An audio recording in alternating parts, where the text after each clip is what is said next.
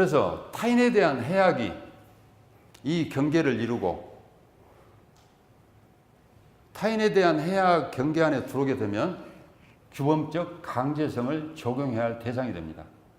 그러나 타인에 대한 해악을 증명하지 못하면 상당히 도덕적인 같이 보이는 문제도 사실은 권고의 도덕. 이름이 좋아서 도덕이지 제가 볼 때는 저거는 사적 가치의 영역입니다. 그냥 제가 편의상 금지의 도덕, 권고의 도덕 이렇게 부르고 있는데 이 금지의 도덕 영역은 현실적으로 법질서로 나타납니다. 그런데 법질서가 항상 고정되어 있습니까? 그렇지 않죠. 매일 헤아릴 수 없이 많은 법들이 열리고 닫히고 폐기되고 새롭게 제정되고 그렇죠. 이 주변이 그럴 거란 말입니다. 그러지 살인, 아까 말한 것처럼 살인, 절도, 강간, 강도 이런 것들의 목록이 어느 날 갑자기 여기를 비켜서 할 가능성은 저는 우리 경험칙상으로는 거의 있을 것 같지 않다 말씀입니다. 이론상은 가능하죠. 원리적으로는 그럴 수 있어요. 그러나 실제 인간 경험 영역 안에서는 거의 찾아보기 힘들죠. 그러면 이 금지의 도덕 영역이 규범적 강제성을 적용하고 나면 나머지 영역에 뭐 할 수 있습니까? 강제성을 적용할 정당화된 주체가 없습니다. 제 영역에는. 누구도 저 권고의 도덕 영역에서 강제성을 행사할 수 있는 정당화된 개인이나 집단이 존재하지 않아요. 우리가 할 수 있는 유일한 것은 대화와 설득입니다. 이 영역 안에서 우리가 할 수 있는 유일한 것은 대화와 설득이에요. 그것을 제가 권고의 도덕이라고 부르고 있습니다. 도덕이라는 이름이 혹시 여전히 필요하실까 싶어서 저는 사적 가치의 영역이라고 그냥 부르려고 합니다. 저기를 도덕이라고 부르는 게 무슨 의미가 있을까 싶어서. 예를 들어서 최근에 우리한테 종종 그 매스컴 통해서 거론되는 가장 최근은 누두촌이죠.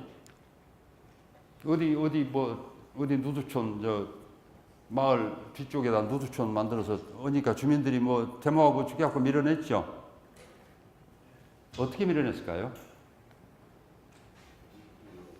뭘 문제를 삼아서 밀어냈을까요? 그 누두촌을.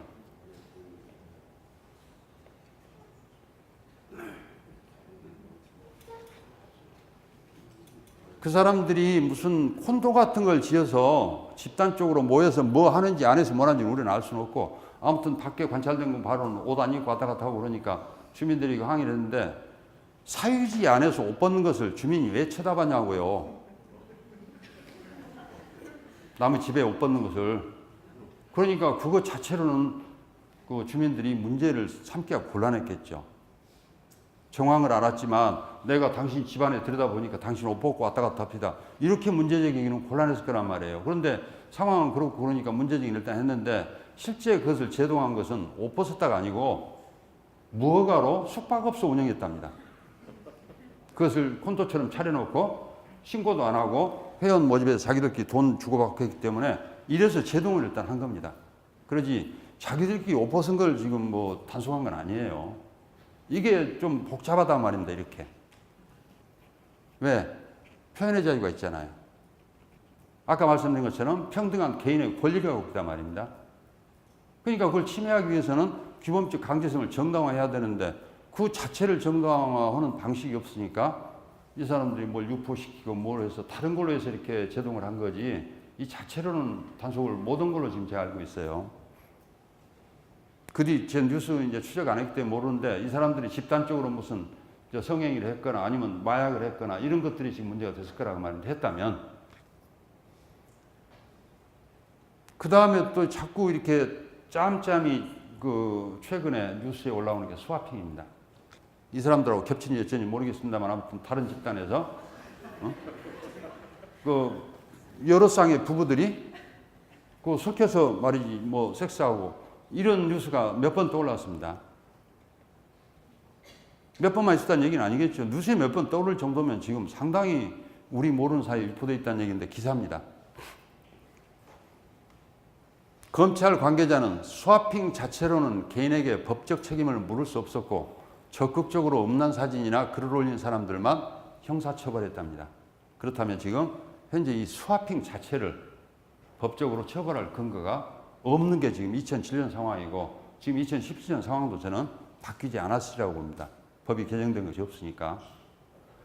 자, 고전적인 지금 우리 도덕 개념이나 우리 유교적 전통의 문화를 감안하면 이 정도 되면 막장이라고 봐야죠. 우리가 갖고 있는 지금 혼인 개념, 현재 우리가 갖고 있는 가족 개념, 현재 우리가 갖고 있는 결혼 개념에 비추어 본다면 이거는 좀 곤란한 상황입니다. 그런데 왜 이걸 단속 못할까? 근거가 없는 겁니다. 자, 법적 책임을 묻지 못하는 핵심적인 이유를 지금까지 제가 말씀드린 것 중에 어느 부분인 것 같습니까? 왜 이걸 손을 못 댈까? 예. 이 타인에 대한 해악을 입증을 못하는 겁니다. 본인 당사자들 간에 지금 합의한 형태로 우리가 보기에 굉장히 석연치 않거나 도저히 이질적인 문화적인 행태를 해도 이게 타인에 대한 해악을 입증을 못하면 그것을 법적으로 지금 제재할 방식이 없다는 겁니다. 이게 지금 현재 이건 단순히 법리 문제라고 생각하시는 것 같은데 그 법리 뒤에는 반드시 도덕이나 아니면 윤리 이론이 있어야죠. 법이 자기 혼자서 법리를 정하는 것은 아니니까. 그렇다면 지금 타인에 대한 해악을 입증 못했는데 혹시 이 말씀 들으시고 이래서 되겠는가 싶어서 이걸 막으실 분들은 유일하게 할 수 있는 노력은 저 행위가 어떻게 타인에게 해악이 되는지를 입증하셔야 합니다. 끊임없이 그것을 입증해야 합니다. 이것이 어떤 방식으로 해악이 되는지. 그래서 입법을 하게 하고 그것을 금지하게 하고. 현재 우리 지금 제도는 그렇죠. 이게 이상한 제도입니까? 저에게는 이상하지 않습니다. 왜?